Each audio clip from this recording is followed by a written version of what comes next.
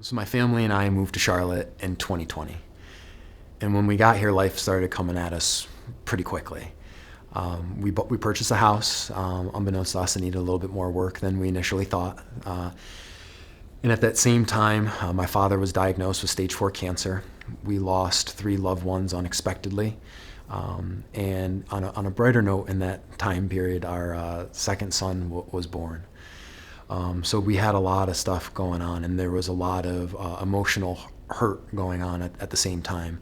And during that time, I felt that I needed to try to serve, my other family members by putting my needs second and making sure that they had what they need, helping them kind of, cope and deal with the losses that we were kind of, going through, or the bad news that we had received. So that's kind of when I stopped going to Mass, was because I wanted to put everyone else's needs above my own, and that included, going to Mass. Because it was just like, I can do this, and that there's not enough time. So I want to give everyone else my time, and not necessarily, I don't need time for myself, trying to be very unselfish. But it kind of came to my own detriment, to the point where I wasn't any good to anyone else. I could be no further help.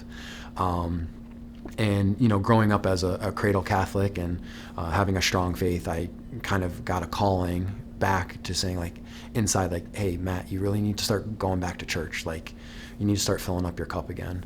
And so I started, going to, my compromise was start attending Mass online, not in person, because I could do that while multitasking other things, and I could still give to others and maybe get what I needed through that. Unfortunately, that wasn't the case. So I started having friends and family encourage me to start attending Mass again in person here at St. Gabe's. And once I did, I started, feeling an emotional and spiritual healing, something that I've never felt before.